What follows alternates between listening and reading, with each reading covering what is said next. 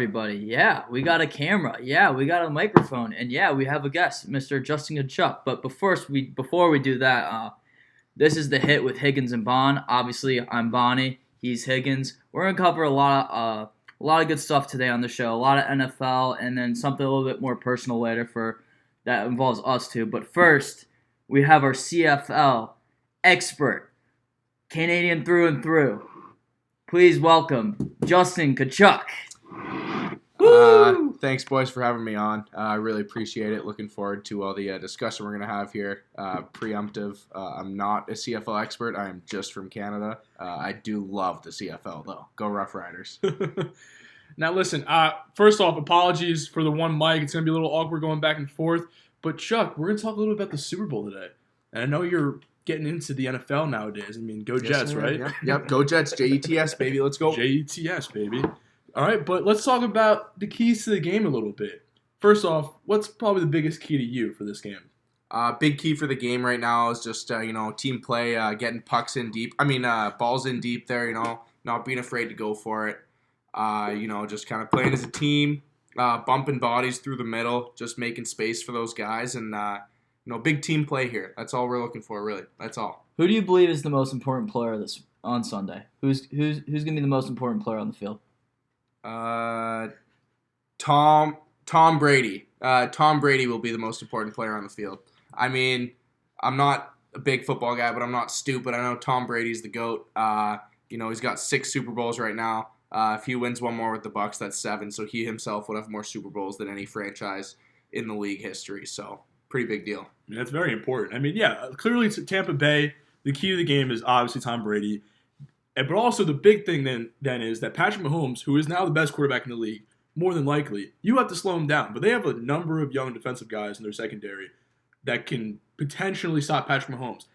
Not stop him, but slow him down enough. But you have to contain Tyreek Hill. You have to contain Travis Kelce. And if you can do that, you're going to win the Super Bowl. Yes, I agree with you. There is a recipe for success. You do have Devin White, who has emerged as like one of the best middle linebackers in the league. And you have Devontae David, who can also guard Travis Kelce. That's a big deal. The issues that the Buccaneers defense had when they played Kansas City in the regular season was they had no guy that could guard Tyreek Hill. They weren't double teaming him. They were like putting their corners out on the island. And no offense to their corners, but like Tyreek Hill is the fastest man on the planet in the NFL. He's very fast. He is very fast. He's very fast. So like that's your deal. How do you stop? How do you minimize that? You get a little nice pass rush from guys like Jason Pierre-Paul, Ndamukong Suh, other Shaq Barrett, other guys on that team that can create pressure. Obviously, Mahomes is going to make plays outside of the pocket, but if the key to the game is who's going to get the more pressure, is it going to be the Chiefs, or is it going to be the Bucs? Now, you say that, and it's interesting because the defensive coordinator for the Kansas City Chiefs is Steve Spagnuolo. Steve Spagnuolo in 2007 and 2011 – actually, no, scratch that. Not 2011. He was the coach in St. Louis then. Yeah. 2007, defensive coordinator of the New York Giants. He stopped Tom Brady. That Patriots team was 18-0. They were firing on all cylinders offensively. And Steve Spagnuolo – Michael Strahan, O.C. Umenyiora and company were able to get to Tom Brady and beat them in the Super Bowl. So that's a big factor for the game, is can you generate enough pressure on Tom Brady to force him into mistakes, force him into sacks? That's how you win if you're Kansas City. I mean, the key really is, with 2 offenses as good as we're going to see on Sunday, what defense is going to step up and perform? Yeah, I know. I definitely agree with that. And I think another key aspect to this game is who's going to run the ball better. If you're Tampa Bay, you don't want Patrick Mahomes having the ball a lot in this game. You kind of want to take like the McVay, LaFleur type of mindset in this going into this game. Obviously, Bruce Arians loves chucking the ball down the field. Maybe a couple of interceptions for Tom Brady, just make the game a little interesting. Absolutely. But if Leonard Fournette and Ronald Jones have a big game, it's going to be hard for the Chiefs to have enough possessions to beat Tom Brady. For sure. No this question. This guy's done it so many times. Yeah. I mean, I was on the recipient end a couple weeks ago of maybe Tom Brady didn't have his best game, but at the end of the game, there's nobody on the planet you'd rather have than Tom Brady with the ball. He's a serial winner. He's a serial competitor. And you know what? Like, he's been here before. He's done that before. And he's got a home Super Bowl. There's a lot riding on this for not even for Mahomes or Brady, but just like, this is the 7th Super Bowl. I mean, you could obviously make an argument that he could be the greatest athlete of all time. I would say so. Not even sports. Because he's eclipsing Jordan if he wins this. I think he's already eclipsed Jordan. I don't think there's any question. Tiger Woods still has to be in that conversation. I mean, of course. Just throwing that out there. Here, listen, before you continue, We want to hear your pick for the Super Bowl. Oh, pick for the Super Bowl. I'm going Bucks. Can't bet against Tom Brady. Learned that one thing.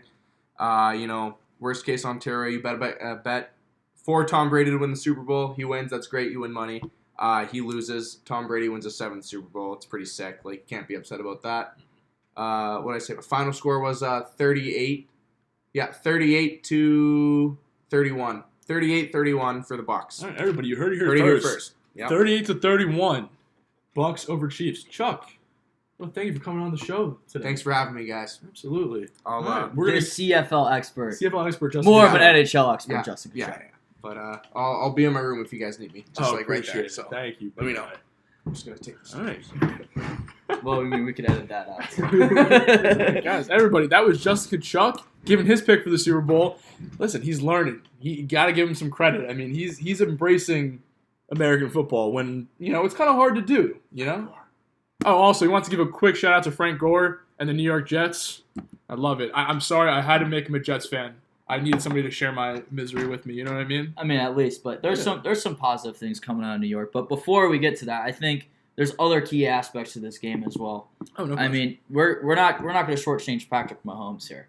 You can't. We have been on the Tom Brady train a little bit so far in this episode, but for me, I think I have the Chiefs winning. I think that offense is too potent. I don't think they have anybody that can guard Tyreek Hill, and I think that defense is going to create turnovers where they're going to capitalize on Tampa Bay's mistakes. Tyrann Mathieu, I think he's going to have a big game. He's a ball hawk. He's a safety. He's the honey badger. I mean, come on. He's been making plays ever since he's been at LSU. He's made big-time plays in big-time games, and that's what big-time players do. And I think with how Tampa Bay throws the ball down the field consistently and how they're going to continue to push that envelope, I think he's going to make enough plays, and I think Patrick Mahomes is going to cash in, and that's going to be the difference of the game. Listen, I think I'm going Bucks. I think because like he said, I can't bet against Tom Brady. I never will. I mean, he has been winning Super Bowls since I wasn't even 1 year old, which is absurd. And if he's going for that 7th Super Bowl, I just have to believe he's going to get it. I mean, there's two dynamic offenses. It's Mahomes and it's Brady, and that's a big deal because it's kind of this is the next level. This is the next phase of the NFL that we're going to be seeing on Sunday. Brady passing it down to Mahomes as the next great quarterback in the NFL. But also, you have to keep in mind that it's hard to win 2 years in a row. I mean, if anyone's going to do it, it's going to be Mahomes against City, Andy Reid, Hill, Kelsey, Honey Badger, all those guys. It's definitely a factor, but it's hard to repeat, and it's Tom Brady. I mean, it's hard. It's hard to bet against somebody with his credentials. It is. So he does have AB back, which I think is a huge addition to that team in terms of not having him 2 weeks ago in the NFC Championship game. And I think, like, if you're looking at it from Tampa Bay, like, that's going to make a huge difference because, you already have problems with guarding Mike Evans and Chris Godwin. Mm-hmm. Now you have one of the best receivers probably in the last 10 years that kind of hasn't been – he's before this little hamstring injury, he was hitting in mid-season form. Like, he was starting to figure it out. And just having him a little bit more healthy, having Gronk a little bit more healthy, I think that could pay dividends for them.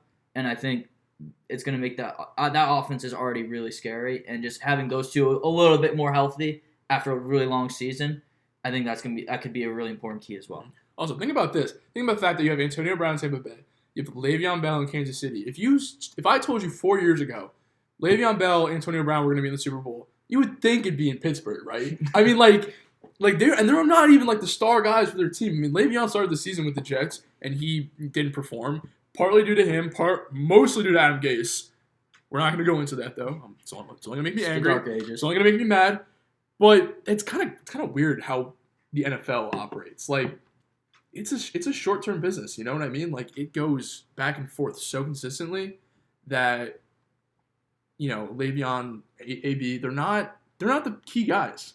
I mean, they're going to have their numbers, they're going to have their touches, but it's not anything close to what they were a couple years ago, which is very strange. But listen, let's pivot a little bit because there's more going on in the NFL besides the Super Bowl, and we're going to hit on the big trade that happened a couple days ago. Matt Stafford is on his way to Los Angeles for 2 first-round picks, Jared Goff in a second.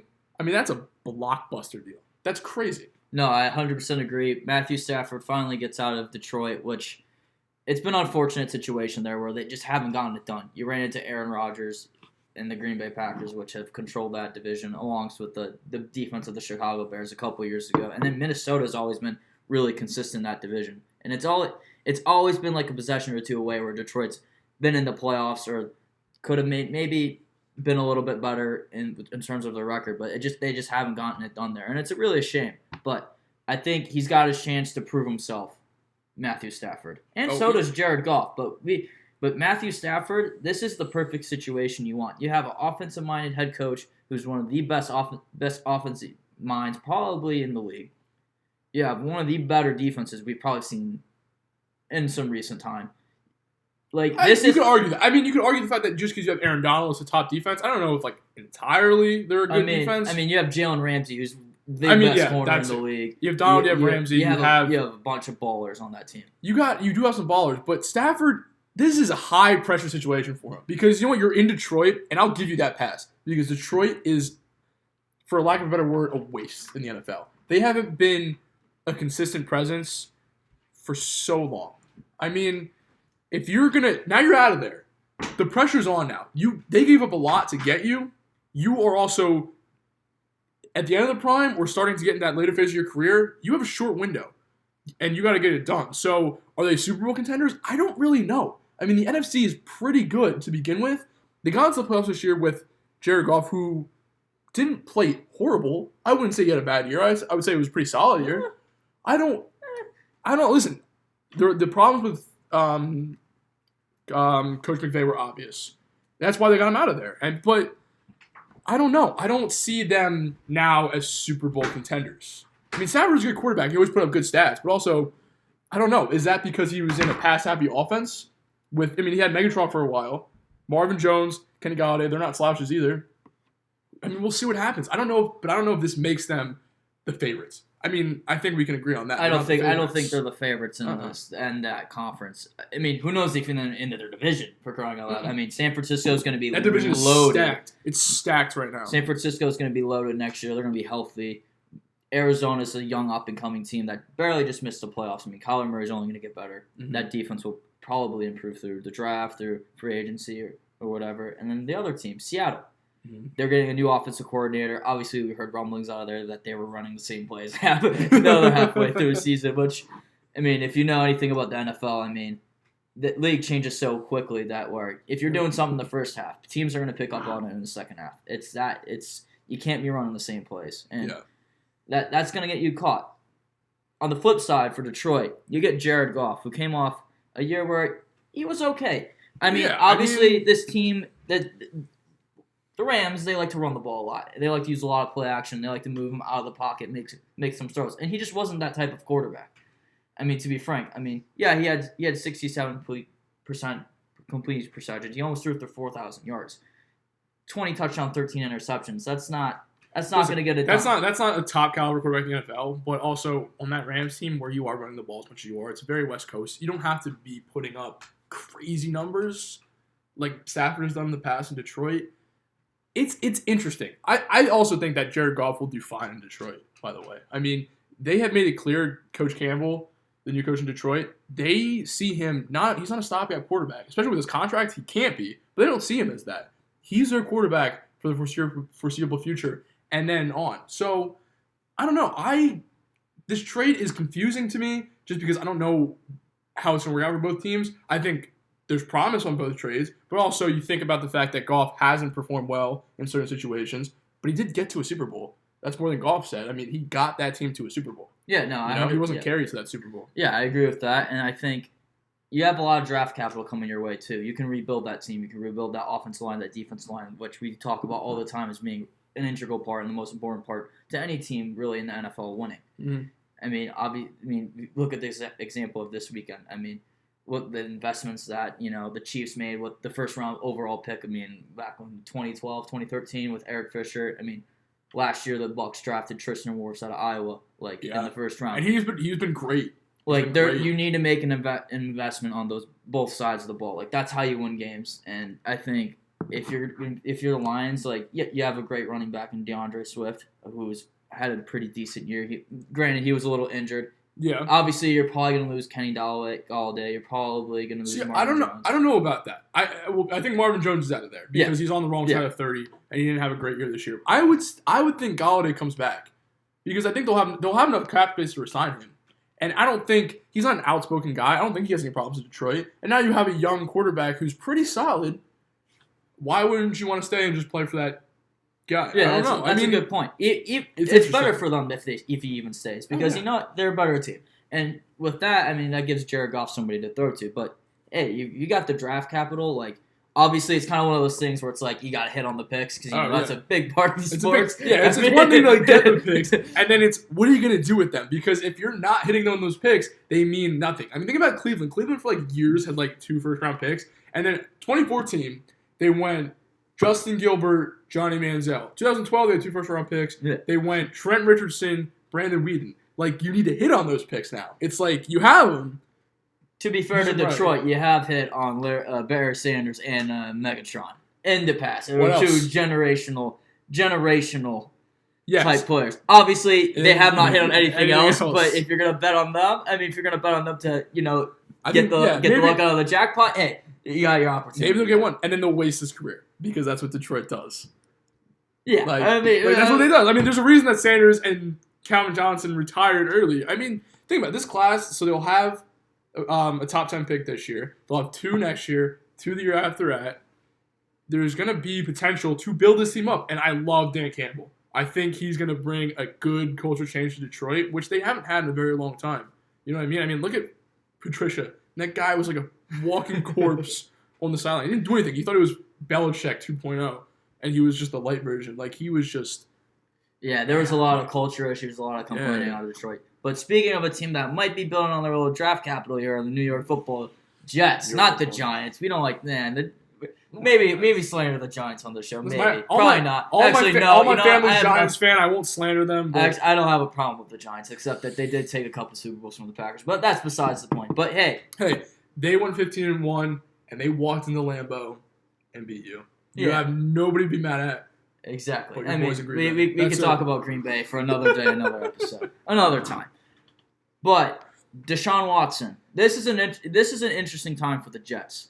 We're talking about a complete culture change with Robert Saleh, which I think is the best hire that has been made. Oh, absolutely. By far. I love the hire. I mean, we got track record, we got players that love him. He's going to change the culture, and he's going to be a great fit. Mm-hmm. Now you need the guy. Do you trade for DeShaun Watson? Here's my thing. If I can get DeShaun Watson on my team, I'll be happy about it. Because he's a top 5 quarterback in the NFL. He's dynamic. He's a great locker room guy. He's great for the community. I mean, look at what he's doing in Houston right now amidst all of the trade rumors and the feelings that he wants to be out of there. He's still doing his part. But if you're going to give up 5 first-round picks for something like that, now the reports coming out of it are that it's varied. Like, some have them just giving up the 2 this year. Some have them giving up 3. Some 4. John McClain, who's a writer in Houston, very respected. He reported that the Jets would have to give up 3 firsts. Their second-round pick this year should be 34. And 1 or 2 defensive starters. I would have a problem with giving up 2, 23, 34, their first-rounder next year, Quinn Williams, and John Franklin Myers. That's a lot. Because now you're just stuck in a situation that you've always been in. Because Sam Darnold is a talented quarterback. And I will go to my grave believing that. He's had his struggles, and I don't think his future is in New York anymore because we ruined him, and that's on us. But you're just back to square one. Like, you have DeShaun Watson, and that's great. What else? You have Jamison Crowder. If you trade Quinn and Franklin Myers away, your defensive line has nothing except for Foley, which is just 1 nose tackle. I mean, I think you're going to sign Marcus May, but you need weapons around that guy. Fortunately, now, if you get Watson, you still have about $60 million in cap space. You can sign somebody like Allen Robinson, Juju, Galladay if he's available. Aaron Jones is going to be a free agent, which, I mean, I wouldn't mind to have him, although I'm still wary about the fact of signing a free agent running back after the Le'Veon disaster. Also, I don't believe in signing a free agent running back to big money because what's their shelf life? You know? So there's a couple factors to it. But let's just say they don't decide to do it and they're at number 2. Now, like, that's where, like, the big decision comes. Because do you take a quarterback at 2 or do you trade back and build around Sam? I don't think Sam's career in New York is going to happen to what we wanted it to be. I think it's over. Adam Gase ruined it. He really did. And Woody Johnson, Christopher Johnson, McCagnon, they all ruined it. You know? So it's tough. It's a tough situation to be in. Yeah, I think from an outside perspective, would you love to have DeShaun Watson on your team? Absolutely. Is it worth that price of admission for him? I don't know. I don't. He's definitely worth it. I think he's You know? more. I think he'll.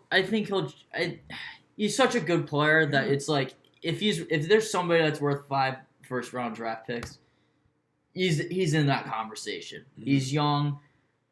He put up an incredible season this year with nobody. But I would probably not do the trade if I was me personally. I just think you're giving up too much. You're giving up too many defensive players that you need. And granted, like if you're the Jets, you need to be building. You need to build your team with younger players because that's frankly much more. That's another way that you win in the NFL is that you get guys on their first contracts that are very, very talented. Because if you look at a lot of the teams that have won, minus even like the Patriots per se, where it's like they had a lot of guys taking pay cuts and stuff. Other than that, like if you looked at a lot of teams that have won, I mean the Seahawks, they had one of the best defenses. Yeah, and they were all on those rookie contracts. And they were all on those rookie contracts. Yeah. Like it's so important to get guys and a bunch of good group of young players that are good on their first contract because it's hard to win after that. Mm-hmm. Like you got to cash in as soon as possible. For sure. And another example is the Packers. They won in 2010 with Aaron Rodgers on his first contract. It's hard to win after you get the second, the third, the fourth. Absolutely. Because people become more expensive. And that is the reality of the NFL, and that's the reality of the business with the salary cap. You win when your quarterback's on your rookie deal. I mean, that's usually how it works because then you have the cash base to then surround him. You know what I mean? I mean, think about Kansas City. I mean, they won the Super Bowl last year. Mahomes was on his rookie deal, and you were able to pay a certain amount of guys to surround him and make that team better. So it's a tricky situation. Now, I mean, if it's not New York, there's a couple options. Miami would be intriguing because they could offer Tua the third pick. They have a second first round pick this year. 18. They pick 18. So they have things to offer. San Francisco has been brought up. Vegas has been brought up in the last day and a half. That would be interesting because you know that John Gruden wants to move on from Derek Carr. It's so obvious. It's like they've been looking for other options since Gruden was brought in. I mean, they signed Mariota in the offseason last year, and he actually played well in the one game he played in. He played really well. Yeah. So, but the thing is, though, let's talk about this now. Houston has been saying for the longest time, new GM Nick Caserio, new head coach David Culley, they don't want to trade him. Because why would you want to trade him? I mean, he's a top 5 quarterback. He's 25 years old. He doesn't have that big of a cap hit this year. It's only about $10 million. So why would you want to trade him? This is a situation that a lot of people, a lot of analysts, a lot of writers are comparing to Carson Palmer in 2011. He was in Cincinnati. He wanted out of there. He made it very clear he wanted out of there. And he held out. So Cincinnati, 2011, they drafted Andy Dalton in the second round. Carson Palmer sat out until Oakland got very desperate, traded 2 firsts and a second to Cincinnati for Carson Palmer, and they both kind of got what they wanted. I mean, they had success with Andy Dalton early in his career. Oakland got the quarterback they thought they were going to get. I mean, he didn't play well in Oakland, but it's interesting. But what you have to look at in Houston, though, is Houston has no future with picks and no cap space. So to not even take those offers, like if someone's going to offer you like 5 first-round picks, you take it. Yeah, take that offer. I mean, you have nothing. You're going to pick first in this year at pick 67. What does that do for you? Absolutely nothing. It's ridiculous. And I mean, he wants out. It's really clear. It's really obvious. There's organizational stuff that I don't think the only people that know are in-house. If J.J. Watt and DeShaun Watson want out, there's problems with the organization. Frankly, you need to figure it out. Listen, the problems are up top. It's with McNair and Esterby. That's who it is. It's the owner and the president of the whole team. That's 100%. Where he has his problem. And the thing is that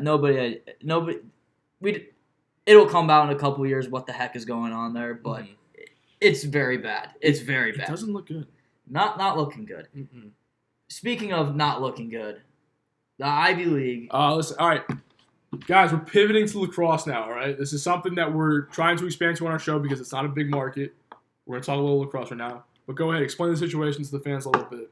So basically, the Ivy League it's the writing's on the wall pretty much. Yale had to basically there's only 9 student athletes on the roster because all of them are foregoing this semester because the reality is that there's not been a lot of transparency involved. And as we are both athletes, we play Division I lacrosse. Like it's it's really heartbreaking, and it's really like there's a lot of anger involved with this decision. One, you've had a year to figure this out. Yeah. Yes, I understand that I understand what's happening. There's over 400,000 deaths. 25 million people have gotten this disease. We're not trying to downplay. Like, we're not trying to situation. downplay this, but these kids have gotten 2 seasons taken away from them. Yeah. And there's no accountability involved. There's really nothing involved. And you're making this decision on February 3rd, where there's already been 2 games being played. Yeah. Everybody else has kind of already had their schedule, already had their plan, and you're the Ivy League. Like, there's like. Listen, you saw the writing on the wall when TD said he was leaving. I mean, like, when he decided that I'm not going to be here, when you're the best Facebook guy in the country, the writing's on the wall. You said it. And think about it. You're the smartest people in the country, more than likely. You're all Ivy League schools. You can't figure out a way to make it safer for these kids to play. I mean, you touched on it. That's 2 seasons taken away from these kids. When they committed, they committed to play 4 years of lacrosse. And now you've taken 2 of them away. Granted, they get their eligibility back, but they're going to be 23, 24 years old. They want to start their lives. They want to get their jobs. They want to start their careers. They don't want to be in college forever. Let them play a little bit. You know what I mean? It's frustrating. I mean, we're going to have a season. Hopefully. I mean, that's the plan right now. But why can't they play? You would think they would find a smart solution to let them play. Yeah, no, 100%. And for context for this, the Ivy League is one of the best conferences for lacrosse in the NCAA. Oh, no question. Without a doubt. I mean, No Yale's question. a top 5 team every year. Cornell's going to have a really good year with Jeff T and all those guys back. But it's just like, and you have other teams within that conference that are very good. But it's just like, the issue is it's like, there just hasn't been any communication involved with this either. And it's like, you could have given kids time to transfer possibly. They'll do what TD Irwin's doing right now, which is, he's trying to, I think what, He's treating the transfer portal like NFL free agency, which I think is okay. kind It's of awesome. funny, yeah. He's gonna get a Yale degree, but he's gonna take classes at Denver, from what I've kind of understood. But it's just like it's just really unfortunate that people that are supposed to be in your best interest can't make decisions where it's like that benefit the student athletes. I mean, it's frankly that. I mean, it's really a shame. The Ivy League will be missed this year, and it's just something where it's like we got to figure this out, man. Like I think really the only thing you can do is we got to be safe. We got to be smart, and we got to do the right things because that's how these things get figured out. But it's still a shame that the Ivy League, I've said it twice now, a group of very smart people can't find a way to play a conference schedule in a safe manner. There has to be a way. I mean, schools are going to do it. ACC is going to do it. Big Ten is going to do it. I mean, Patriot League is going to do it. People are doing it. So why can't you find a way to let these kids play? And listen, I'm not trying to downplay the situation because it's a global pandemic. It is a huge problem. And there are people who are getting sicker than others. I mean, we're in college and it's different for us because we're younger, we have stronger immune systems. But think about the people with weaker immune systems that can't handle it. I mean, we have to be safe. I just wish it was different. I wish these kids could play. I think we all know the reality of the situation is that they don't want to spend the money on this. I think they don't want to spend the money on testing. I think at the end of the day, that's the bottom line. And it's just like, it's something that should not be happening. If you would have told us on March 14th or 13th, when the day after we found out where we would not be having like an Ivy League playing this year, I would have said, okay, this is nuts. Yeah. Or even in the summer. I mean, in the summer, I guess even then it's kind of like the writing was on the wall, you could say, because, you know, they have not played sports at all this year. But like, just to say that there's not a plan and there's no like, I mean, remember when we there's just no, I don't even know what to say because it's so hard. Like, man. there's it's one thing to say we don't want to play because we don't want to put the kids in danger. And that's fine. But there's no communication, like you said. There's no talks of like, how do we find a safer solution? And there's no talks on planning to resume. Like, how long is it going to be? I mean, we don't know how long the pandemic's going to go on. Hopefully it's very soon. But there's kids that aren't going back to school because they're pissed off. They're there to play. I mean, you go to college to get your degree for the experience and everything, but all of us who play lacrosse, this is our last run playing lacrosse, for the most part. You have 4 years, 5 years at the most to play. We're not trying to prolong that. We don't want to be playing when we're 23, 24. We want to start our lives. We want to be starting our careers that we've worked so hard for.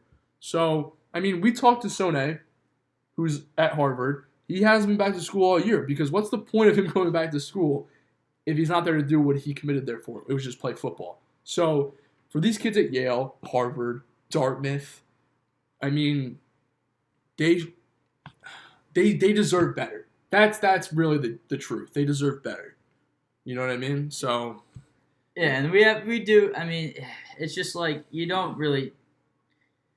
There's not a lot you can do. And I think, frankly, hopefully they're going to be back next year.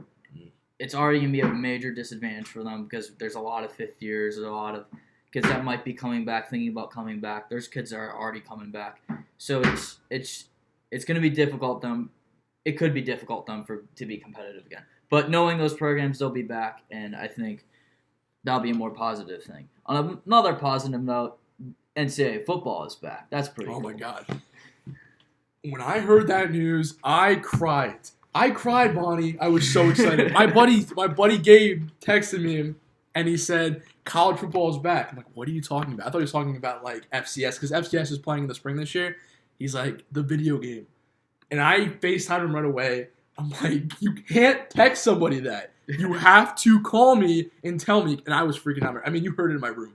Freaking out. I'm so excited. I've been playing NCAA Football 13 for so long on my PlayStation 3, and I'm so excited for the new version. Yeah, there's a ton of people that have been playing that game for a very long time, and I think it's a great thing that the game's back. Hopefully, eventually down the line where student athletes can possibly make a little cha-ching off that. But hopefully. The good thing is that the game is back. Yeah. The kids are going to be happy playing that game.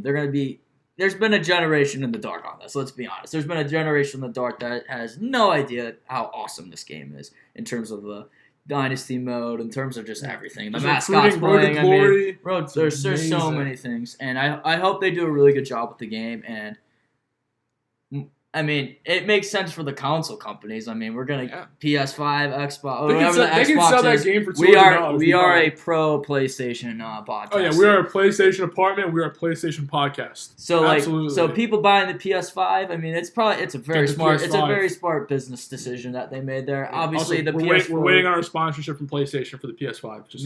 Maybe Sony. I mean, Sony, you can sponsor us if you want. But listen, hey, good first run, huh? Yeah. Good first run. We will have a second mic eventually. But yeah, we're going to have a second mic very soon. But, yeah, I think that's going to finish us for today. Make sure to go check out Re-Rack Network. Me and Bonnie will be writing articles for them in the very near future. I have some articles out right now, so make sure to go check it out. And that's going to conclude today's show. From Higgins and Boni, thanks for coming out to watch. Cha-ching. Cha-ching.